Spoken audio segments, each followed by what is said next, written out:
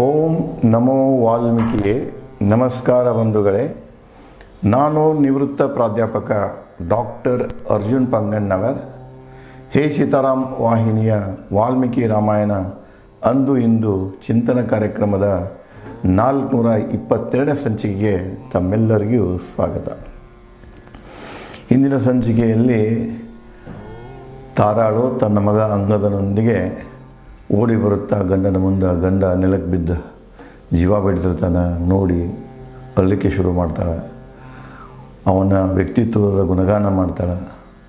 ಅದೇ ವೇಳೆ ಹೇಳ್ತಾ, ಎಂತೆಂಥ ಶೂರರನ್ನು ನೀನು ಹೊಡೆದು ನೆಲಕ್ಕೆ ಉರುಳಿಸಿದ್ದಿ, ಆದರೆ ಇವತ್ತು ನೀನು ನೆಲಕ್ಕುರುಳಿ ಪ್ರಾಣ ಬಿಡುವಂತಹ ದುರ್ದೈವ ಬಂತಲ್ಲ ಅಂತ ಹೇಳ್ತಾ ರಾಮನಿಗೆ ಕೇಳ್ತಾಳೆ, ನೀನು ಮಾಡೋದು ಅಪಕೃತ್ಯ ಇದೆ, ಕೆಟ್ಟ ಕೆಲಸ ಇದೆ, ಇದೊಂದು ಅಪರಾಧ ಕೆಲಸ ಇದೆ, ಯಾಕೆ ನಿನ್ನ ಮನಸ್ಸು ನಿನಗೆ ನೋವಾಗೋದಿಲ್ಲವಾ? ನೀನು ಮಾಡಿದ ಕೃತ್ಯ ತಿಳ್ಕೊಂಡು ನಿನಗೆ ಏನಾದರೂ ನೋವಾಗೋದಿಲ್ಲವ ಅಂತ ರಾಮನಿಗೆ ಪ್ರಶ್ನಿಸುತ್ತಾ ತನ್ನ ಮಗನಿಗೆ ಹೇಳ್ತಾಳೆ, ಹಂಗಾದ ನೋಡಪ್ಪ, ನಿಮ್ಮ ತಂದೆ ಇದು ಕೊನೆ ದರ್ಶನ,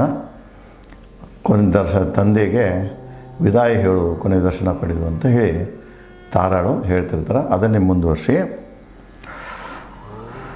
ಓ ಮಗನೇ ಅಂಗದ, ನಿನ್ನ ತಂದೆಯನ್ನು ನೋಡು, ನಂತರ ನೋಡಲು ಸಿಗದು. ನಂತರ ಏನಾಗ್ತಿದೆ, ಅಂತ್ಯಕ್ರಿಯೆಯಾಗಿ ಸಾಯ್ತಾನೆ, ಅಂತ್ಯಕ್ರಿಯೆಯಾಗಿ ಹೋಗ್ತಿದ್ದ, ನೋಡೋಕೆ ಸಿಗೋದಿಲ್ಲ. ಈಗ ಏನೈತಲ್ಲ, ನಿನ್ನ ತಂದೆಯನ್ನು ನೋಡು ಅಂತ ಹೇಳ್ತಾಳೆ.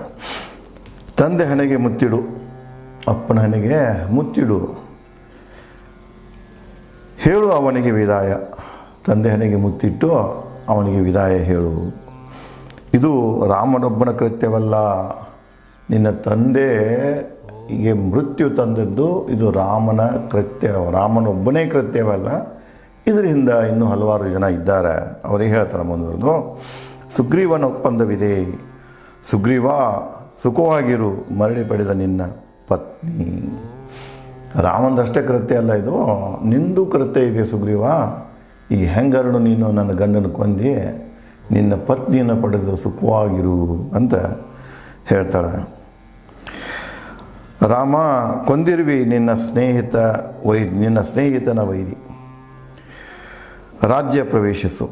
ರಾಮನಿಗೆ ಹೇಳ್ತಾಳೆ, ಆಯಿತು, ನಿನ್ನ ಗೆಳೆಯ ಸುಗ್ರೀವನ ಮಾತು ಕೇಳಿಕೊಂಡು ಒಪ್ಪಂದದ ಪ್ರಕಾರ ನೀನು ನನ್ನ ಗಂಡನನ್ನು ಕೊಂದು ನೀನು ನಿರಾಂತಕವಾಗಿ ಕಿಷ್ಕಿಂಧವನ್ನು ಪ್ರವೇಶಿಸು ಅಂಥೇಳಿ ರಾಮನಿಗೆ ಹೇಳ್ತಾಳೆ. ಓ ವಾನರ ರಾಜನೇ, ಏಕೆ ಮಾತಾಡುತ್ತಿಲ್ಲ?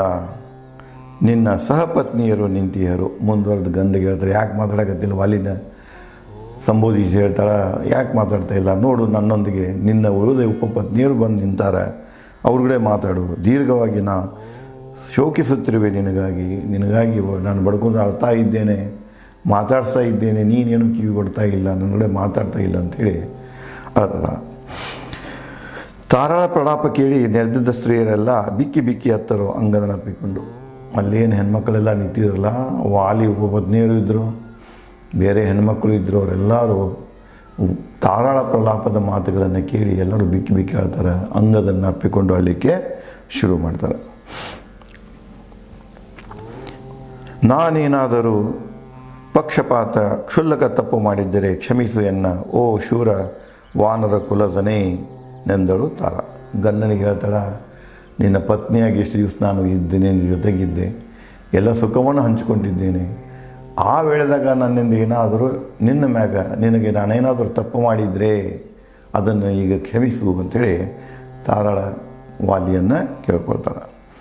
ವಾಲಿ ಶವದ ಬಳಿ ಬಿದ್ದ ತಾರ ಅಳುತ್ತಾ ದುಃಖಿಸುತ್ತಾ ನೆಲಕ್ಕೆ ಕುಸಿದಳು. ಗಂಡನ ಶವದ ಬಾಜುಕನ ನಿಂತ್ಕೊಂಡು ಅಳ್ತಾ ಕೆಳಗೆ ಕುಸಿದು ಬೀಳ್ತಾಳೆ. ಆಕಾಶದ ಧರೆಗೆ ಬಿದ್ದ ತಾರಿಯಂತೆ ಕಂಡ ತಾರಾಳ ಬಳಿ ಬಂದು ಸಾಂತ್ವನ ಹೇಳಿದ ಹನುಮ. ಅದನ್ನೆಲ್ಲ ನಿಂತು ನೋಡ್ತಿರ್ತಾನೆ ಹನುಮಾನ. ಅಕ್ಕಿ ತಾರೆಗಳು ಹೆಂಗೆ ಆಕಾಶದಿಂದ ಧರೆಗೆ ಭೂಮಿಗೆ ಬಂದು ಅಪ್ಪಳಿಸ್ತಾವ, ಬೀಳ್ತಾವ, ಆ ರೀತಿಯಾಗಿ ಆಕೆ ಭೂಮಿಗೆ ಬಿದ್ದ ದೃಶ್ಯವನ್ನು ನೋಡಿ ಹನುಮಾನ ಆಕೆಗೆ ಸಮಾಧಾನ ಹೇಳಲಿಕ್ಕೆ ಬರ್ತಾನೆ. ಸರಿ ಇರಲಿ ತಪ್ಪಿರಲಿ ತನ್ನ ಕರ್ಮಫಲ ಪಡೆಯುವುದು ಜೀವ. ಅಲ್ಲಿ ಬೋಧನೆ ಮಾಡ್ತಾನೆ. ಸರಿ ಇರ್ಬೋದು, ತಪ್ಪಿರ್ಬೋದು, ತನ್ನ ಕರ್ಮಫಲ ಪಡೆಯುವುದು ಜೀವಿ. ಶುಭವೋ ಅಶುಭವೋ ಅಂತ್ಯದ ಪ್ರತಿಫಲ. ನಾನು ತಪ್ಪು ಮಾಡದೇ ಇರಲಿ, ಇಲ್ಲಿ ಹನುಮಾನ ಬೋಧನೆ ಮಾಡ್ತಾನೆ. ಮನುಷ್ಯ ತಪ್ಪು ಮಾಡದೇ ಇರಲಿ, ಪ್ರತಿಯೊಬ್ಬನು ತನ್ನ ಕರ್ಮದ ಫಲ ಪಡಿತಾನೆ. ಆ ಕರ್ಮದ ಫಲ ಶುಭ ಆಗಿರ್ಬೋದು, ಅಶುಭ ಆಗಿರ್ಬೋದು, ಆದರೆ ಅದು ಅಂತ್ಯದ ಫಲ ಅಂತ ಪ್ರತಿಯೊಬ್ಬರೂ ಸ್ವೀಕರಿಸಲೇಬೇಕು. ಸಿಕ್ಕಂಥ ಫಲ ಪರಿಣಾಮ ಸರಿನೂ ಇರ್ಬೋದು, ಕೆಟ್ಟು ಇರ್ಬೋದು. ನಾನು ಸರಿ ಕೆಲಸನ ಮಾಡಿರ್ಬೋದು, ಕೆಟ್ಟ ಕೆಲಸನ ಮಾಡಿರ್ಬೋದು. ಆ ಕೆಲಸಕ್ಕೆ ತಕ್ಕಂತೆ ಪ್ರತಿಫಲ ಸಿಗ್ತದೆ. ಆ ಪ್ರತಿಫಲ ಸರಿನೂ ಇರ್ಬೋದು, ತಪ್ಪಿರ್ಬೋದು. ಯಾವುದ್ರ ಬಗ್ಗೆ ವಿಚಾರ ಮಾಡದೆ ನಾವು ಅದನ್ನು ಒಪ್ಪಿಕೊಳ್ಳಬೇಕು. ಮತ್ತು ಇಲ್ಲೇ ಭಗವದ್ಗೀತಾದಲ್ಲಿ ಇದನ್ನೇ ಮುಂದುವರೆದು ಹೇಳ್ತಾರವರು, ನಿನ್ನ ಕೆಲಸ ನೀ ಮಾಡು, ಕರ್ಮದ ಫಲದ ಬಗ್ಗೆ ಚಿಂತಿಸಬೇಡ. ನಿನ್ನ ಕರ್ಮ ನೀನು ಮಾಡು, ಫಲದ ಬಗ್ಗೆ ಚಿಂತಿಸಬೇಡ. ಫಲ ಸರಿನೋ ತಪ್ಪು ವಿಚಾರ ಮಾಡೋಕೆ ಹೋಗಬೇಡ, ನಿನ್ನ ಕೆಲಸ ನೀ ಮಾಡೋದು. ಹಂಗೆ ಇಲ್ಲಿ ಏನು ಹೇಳ್ತಾರೆ ಅಂದರೆ ಅವರು, ನೀ ಕೆಲಸ ಮಾಡಿದ್ದು ಸರಿನೋ ತಪ್ಪೋ, ಅದಕ್ಕೆ ಸಿಗುವಂಥ ಪ್ರತಿಫಲ ಸರಿನೋ ತಪ್ಪೋ, ಶುಭವೋ ಅಶುಭವೋ ಚಿಂತಿಸಬೇಡ. ಪ್ರತಿಯೊಬ್ಬನ ಕೆಲಸಕ್ಕೆ ತಕ್ಕಂತೆ ಅವನಿಗೆ ಪ್ರತಿಫಲ ಸಿಗ್ತಿದೆ. ಅಂದರೆ ಇಲ್ಲಿ ವಾಲ್ಮೀಕಿಯವರು ಮೊದಲಿಂದನೂ ಬೋಧಿಸುತ್ತಾ ಬಂದಂತಹ ಕರ್ಮ ಸಿದ್ಧಾಂತ ಮತ್ತು ಕರ್ಮಫಲ ಸಿದ್ಧಾಂತವನ್ನು ಮತ್ತೆ ಇಲ್ಲಿ ನೆನಪಿಸಿಕೊಡ್ತಾರೆ. ಶೋಕಕ್ಕೆ ಕರುಣೆಗೆ ತಳ್ಳುವುದು. ನಾವು ಶೋಕದಾಗಿದ್ದೀವಿ ಅಂದ್ರೆ, ಕೆಟ್ಟ ಕೆಲಸ ಮಾಡಿದ್ದೀವಿ ಅಂದ್ರೆ ಕೆಟ್ಟ ಕೆಲಸಕ್ಕೆ ಹೋಗ್ತಿದೆ. ಅದನ್ನೇ ಗಾಂಧಿಯವರು ಹೇಳ್ತಾರೆ, good means lead to good ends, bad means lead to bad ends. ಒಳ್ಳೆಯದನ್ನು ಮಾಡಿದ್ದೆ ಅಂದರೆ ನಿನ್ನ ಪರಿಣಾಮ ಒಳ್ಳೆಯದಾಗ್ತಿದೆ, ಕೆಟ್ಟದ್ದನ್ನು ಮಾಡಿದಂದ್ರೆ ನಿನ್ನ ಪರಿಣಾಮ ಕೂಡ ಕೆಟ್ಟದಾಗ್ತಿದೆ. ಶೋಕ ಇತ್ತಂದರೆ ಶೋಕಕ್ಕೆ ತೊಗೊಂಡು ಹೋಗ್ತದೆ, ಕರುಣೆ ಇತ್ತಂದ್ರೆ ಕರುಣೆಗೆ ಹೋಗಿ. ನೀ ಎಲ್ಲ ಮಂದಿ ಕರುಣೆ ತೋರಿಸ್ತಾ ಇದ್ದೆ ನಿನ್ನ ಅಂತ್ಯನೂ ಕರುಣೆಯಲ್ಲಿ ಆಗ್ತಿದೆ. ನೀ ಎಲ್ಲ ಜನರನ್ನು ಶೋಕಕ್ಕೆ ತಳ್ತಾ ಇದ್ದೆ ಅಂದರೆ ಒಂದು ದಿವಸ ನಿನ್ನನ್ನು ಕೂಡ ಶೋಕಕ್ಕೆ ತಳ್ಳಲಾಗುವುದು. ನಾವು ಏನು ಮಾಡ್ತೇವೆ ಅದನ್ನು ನಾವು ಅನುಭವಿಸಬೇಕಾಗುತ್ತದೆ. ಇಲ್ಲಿ ಪುನಃ ಕರ್ಮಫಲದ ಸಿದ್ಧಾಂತಗಳೆಲ್ಲ ನೆನಪಿದೆ. ಯಾರು ಯಾರಿಗೆ ಕರುಣಿಸ್ಯಾರೋ ದೇಹೋ ನೀರುಗೊಳ್ಳಿ. ಮತ್ತಿಲ್ಲಿ ಅಧ್ಯಾತ್ಮ ಬರ್ತದೆ.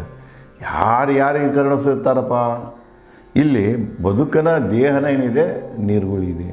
ನೀರ ಮೇಲಿನ ಗುರುಳಿದ್ದಂಗೆ ಅದು ಯಾವಾಗ ಹೊಡಿತದೆ, ಏನಾಗ್ತದೆ, ಏನೂ ಆಗೋದಿಲ್ಲ. ಒಂದು ಸಲ ಇದಕ್ಕೇನಂತೇವೆ ಅಂದರೆ ಇದು ಥಿಯರಿ ಆಫ್ ನಿಲಿಸಮ್ ಅಂತಲೂ ಕರಿತೇವೆ. ಇದನ್ನೇ ಭಾಳ ನೀವು ಲಕ್ಷಗೊಟ್ಟು ನೋಡಿದಾಗ ಇದೇ ರಾಮಾಯಣದಲ್ಲಿ ಬರ್ತಿದೆ. ನಾ ಈಗಾಗಲೇ ತಮಗೆ ಹೇಳಿದ್ದೇನೆ ಇದನ್ನು. ಎಲ್ಲಂದ್ರೆ ಅಯೋಧ್ಯಾಕಾಂಡದ ಭರತ ಮತ್ತು ರಾಮನ ಮಿಲಾಪದಲ್ಲಿ ಜಾಬಾಲಿ ಅಲ್ಲಿ ಅವನು ರಾಮನಿಗೆ ನಾಸ್ತಿಕವಾದವನ್ನು ಹೇಳ್ತಾನೆ. ನಾಸ್ತಿಕದಲ್ಲಿ ಒಂದು ಸೂಕ್ಷ್ಮತೆ ಇದೆ. ಇದು ನಾಸ್ತಿಕನ, ಇದು ನಿಲಿಸಮ. ಬಿಡೋ ಮಾರಣ ಯಾರ ಎಲ್ಲನೂ ಆಗ್ತಾ ಇರೋದು ನಮ್ಮ ಕಾಲದ ತೀರ್ಮಾನದಿಂದ. ನಾವು ನಮ್ಮಿಂದ ಯಾರಿಗೆ ಸಹಾಯ ಮಾಡ್ತಾನೆ, ನೀನು ಸಹಾಯ ಮಾಡ್ತಾ ಇಲ್ಲ, ಅದು ನಿನ್ನ ಇದರ ಹನಿಬಾರ್ದಾಗ ಬರ್ತೈತಿ. ಕೆಟ್ಟ ಮಾಡ್ತಿದ್ದಿ, ಹನಿಬಾರ್ದಾಗ ಕೆಟ್ಟ ಬರ್ತೈತಿ. ಕೆಟ್ಟ ಮಾಡೋದು ಕೆಟ್ಟ ಆಗ್ತದೆ. ಅದಕ್ಕೆ ಇಲ್ಲಿ ಇಂಥದ್ದು ಏನು ಇಲ್ಲ. ಯಾವುದೇ ನಿನ್ನ ಚಟುವಟಿಕೆಗಳನ್ನು ನೀನು ತೀರ್ಮಾನದ ಮೇಲೆ ನಿನ್ನ ನಿಯಂತ್ರಣ ಇಲ್ಲ. ಇದೆಲ್ಲ ನಿಯಂತ್ರಣ ಮಾಡ್ಕೊಂಡು ಹೋಗುವುದು ಯಾವುದೋ ದೈವ. ಅದನ್ನೇ ಶೇಕ್ಸ್ಪಿಯರ್ ನೆನಪು ಮಾಡ್ತಿಲ್ಲ ನಿಮಗೆ. ಈ ರಂಗಮಂಟಪದ ಮೇಲೆ ಏನದಲ್ಲ, ಪಾತ್ರಗಳಿಗೆ ಅವು ಬರೀ ಪಾತ್ರ ಹೇಳಿಕೊಟ್ಟದನ್ನು ಮಾಡಿ ಹೋಗ್ತಾವೆ. ಅದನ್ನೆಲ್ಲ ನಿಯಂತ್ರಣ ಮಾಡ್ಕೊಂಡು ಹೋಗೋದು ಯಾವುದು? ದೇವರು ಮತ್ತು ದೈವ ಅನ್ನುವಂಥದ್ದು ಬರ್ತಿದೆ. ಅದಕ್ಕೆ ಮನುಷ್ಯ ಹೇಗಿದ್ದಾನಪ್ಪ ಅಂದರೆ ಕ್ಷಣಿಕ ನೀರುಗಳಿದ್ದಂಗೆ. ಯಾವಾಗ ಅವನಿಗೆ ಬರ್ತದೆ, ಬರ್ತದೆ, ಅದು ಒಡೆದು ಹೋಗ್ತದೆ. ಯಾವಾಗ ಹುಟ್ಟಬೇಕು, ಯಾವಾಗ ಸಾಯಬೇಕು, ಇವೆಲ್ಲ ಕಾಲದ ಪೂರ್ವ ನಿರ್ಧಾರಿತ ನಿರ್ಣಯಗಳು. ಅದರ ಪ್ರಕಾರ ಈ ಭೂಮಿ ನಡೆದ, ಅದರ ಪ್ರಕಾರ ನಾವು ನಡೆದೇವೆ ಅನ್ನುವಂತಹ ಆಧ್ಯಾತ್ಮದ ಚಿಂತನೆಯನ್ನು ಇದರ ಮೂಲಕ ವಾಲ್ಮೀಕಿಯವರು ಬಿತ್ತರಿಸ್ಯಾರ. ಮಗ ಅಂಗದ ಇನ್ನೂ ಬಾಲಕ, ಅವನ ಪೋಷಣೆ ನಿನ್ನ ಹೊಣೆ. ಮುಂದೆ ಹೇಳ್ತಾನೆ ಹನುಮಂತ, ಮಗ ಸಣ್ಣವದಾನ. ಇನ್ನು ವಾಲಿ ನಂತರ ಆ ಮಗನಿಗೆ ಪೋಷಣೆ ಮಾಡೋರು ಯಾರು?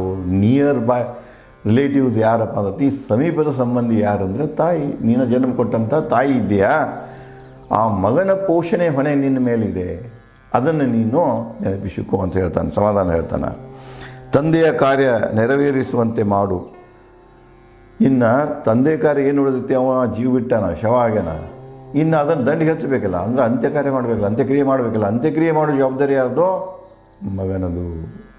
ಅದಕ್ಕೆ ನೀನೇನು ಮಾಡಮ್ಮ, ಇಲ್ಲಿ ಈ ರೀತಿಯಾಗಿ ಪ್ರಲಾಪ ಮಾಡುತ್ತಾ ಕೂಡಬೇಡ, ಆ ಶವದ ಅಂತ್ಯಕ್ರಿಯೆಗೆ ನಿನ್ನ ಮಗನನ್ನು ನೀ ಮಾಡು, ರೆಡಿ ಮಾಡು, ಮಗನಿಗೆ ಹೇಳು ಅಂತ ಹೇಳ್ತಾನೆ.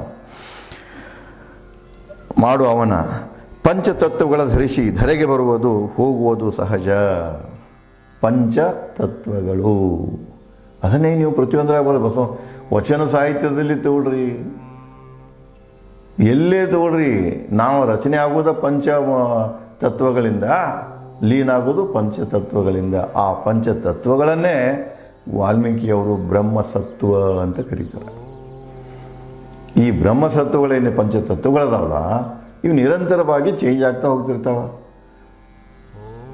ಗಾಳಿ ಇದೆ, ನೀರಿದೆ, ಅಗ್ನಿ ಇದೆ, ಆಕಾಶ ಇದೆ, ಭೂಮಿ ನಿರಂತರ ಚೇಂಜ್ ಹಾಕೋತ ಹೊಂಟಿರ್ತಾವೆ. ಇವೆಲ್ಲ ಇವುಗಳಿಂದ ನಾವು ಹುಟ್ಟಿರ್ತೇವೆ, ಪುನಃ ಇವುಗಳಿಗೆ ಲೀನ ಆಗ್ತೇವೆ. ಅದಕ್ಕೆ ಹೇಳ್ತಾರೆ, ಇಲ್ಲಿ ಒಂದು ತತ್ವ ಬರ್ತಿದೆ, ಮನುಷ್ಯನಿಗೆ ಜನ್ಮನೂ ಇಲ್ಲ, ಯಾವಾಗ ಜನ್ಮ ಇಲ್ಲ ಅವನಿಗೆ ಸಾವು ಇಲ್ಲ. ಅದಕ್ಕೆ ಕೃಷ್ಣ ಪರಮಾತ್ಮ ಅಲ್ಲಿ ಏನು ಮಾಡ್ತಾನೆ, ಭಗವದ್ಗೀತಾದಲ್ಲಿ ಹೇಳ್ತಾನೆ, ನೋಡಿ ನಾನು ಹಿಂದೂ ಇದ್ದೆ, ಈಗೂ ಅದನ್ನು ಮುಂದೂ ಇರ್ತೇನೆ. ನಾವು ಬರೀ ಏನಪ್ಪ ಅಂದ್ರೆ ಹಳೆ ಬಟ್ಟೆ ಆದ ಕೂಡಲೇ ಹೆಂಗೆ ಬದಲು ಮಾಡ್ತೀವಿ, ಹೊಸ ಬಟ್ಟೆ ತೊಡ್ತೀವಲ್ಲ, ಹಂಗೆ ಒಂದು ದೇಹವನ್ನು ಬಿಟ್ಟು ಇನ್ನೊಂದು ದೇಹವನ್ನು ಧರಿಸ್ತಾ ಭೂಮಿಯಾಗ ನಾವು ಇದೇ ವಿಶ್ವದಾಗಿರ್ತೇವೆ. ನಮಗೆ ಆದಿಯೂ ಇಲ್ಲ, ಅಂತ್ಯವೂ ಇಲ್ಲ, ಸಾವೂ ಇಲ್ಲ, ಮರಣ ಇಲ್ಲವಂಥ ಒಂದು ಪ್ರೀಚಿಂಗನ್ನು ಹನುಮಾನ ಇಲ್ಲಿ ಹೇಳ್ತಾನೆ. ಪಂಚತತ್ವಗಳಿಂದ ಹುಟ್ಟೇವೆ ನಾವು, ಅವನ ಧರ್ಷವೇ ಮುಂದೆ ಸಹಜವಾಗಿ ಅವನ ಬಿಟ್ಟು ಹೋಗುವುದು. ತಿಳಿದವಳು ನೀನು ಲೋಕ ಕಾರ್ಯಗಳನ್ನು ಮಾಡು. ನಿನಗಿದೆಲ್ಲ ಗೊತ್ತಿದೆ, ಪರಮಾರ್ಥನ ನಿನಗೆ ಗೊತ್ತಿದೆ, ಅಧ್ಯಾತ್ಮ ಗೊತ್ತಿದೆ, ನಿನಗೆ ಬ್ರಹ್ಮಜ್ಞಾನ ಗೊತ್ತಿದೆ. ಇದು ಬ್ರಹ್ಮಜ್ಞಾನ ಅಂತ ಇದಕ್ಕೆ ಇದೆಲ್ಲ ಗೊತ್ತಿದೆ ಅಮ್ಮ, ತಿಳುವಳಿಕೆ ಉಳ್ಳವರ್ದಿಯಾ. ನೀನು ಯಾಕೋ ತಿಳಿದವ್ರ ಗತಿ ಅಳ್ತಾ ಇದ್ದೀಯಾ? ಅದಕ್ಕೆ ಏನು ಮಾಡಂದರೆ, ಏನು ಲೋಕ ಕಾರ್ಯ ಮಾಡಬೇಕಾಗಿದೆ, ಲೋಕದ ರೂಢಿ ಅಂತ ಏನು ಮಾಡಬೇಕಾಗಿದೆ ಅಂದರೆ ಆ ಶವವನ್ನು ವಿದಾಯ ಹೇಳಬೇಕಾಗಿದೆ, ಆ ಕೆಲಸವನ್ನು ಮಾಡು ಅಂಥೇಳಿ ಹನುಮಾನನು ತಾರಾಳಿಗೆ ಸಮಾಧಾನದ ಮಾತುಗಳನ್ನು ಹೇಳ್ತಾನೆ. ಸಹಸ್ರ ವಾನರ ನಂಬಿಕೆಯ ವಾಲಿ ಅಂತ್ಯ ಕಂಡಿರುವನು, ಅವನ ನಂಬಿಕೆ ಜೀವಂತವಿದೆ. ಈ ಎಲ್ಲ ವಾನರರ ನಂಬಿಕೆಯೇ ಯಾರಾಗಿದ್ದರೆ ವಾಲಿಯಾಗಿದ್ದ. ಅಂಥವನ ಮೇಲೆ ಇನ್ನೂ ಅವನ ನಂಬಿಕೆ ರೂಪದಲ್ಲಿ ಜೀವಂತವಾಗಿದ್ದಾನೆ. ಶರೀರ ಮಾತ್ರ ಹೋಗಿದೆ ಅವನ ಮೇಲಿನ ನಂಬಿಕೆ ಏನಿದೆ ಇನ್ನೂ ಜೀವಂತವಾಗಿದೆ. ಅದಕ್ಕೆ ದುಃಖ ಪಡಬೇಡ, ಮುಂದೆ ಮಾಡಬೇಕಾದಂಥ ಕೆಲಸಗಳನ್ನು ಮಾಡಂತ ಹನುಮಾನನು ತಾರಾಳಿಗೆ ಸಮಾಧಾನದ ಮಾತುಗಳನ್ನು ಆಡ್ತಾನೆ. ಇದೇ ರೀತಿಯಾಗಿ ಮತ್ಯಾವ ವಿಚಾರಗಳನ್ನು ವಾಲ್ಮೀಕಿಯವರು ಹನುಮಾನನ ಮೂಲಕ ಈ ಸಂದರ್ಭದ ಮೂಲಕ ಹಂಚಿಕೊಳ್ತಾರೆ ಅನ್ನೋದನ್ನು ನಾನು ತಮಗೆ ಮುಂದಿನ ಸಂಚಿಕೆಯಲ್ಲಿ ಹಂಚಿಕೊಳ್ಳುತ್ತೇನೆ. ಧನ್ಯವಾದಗಳು.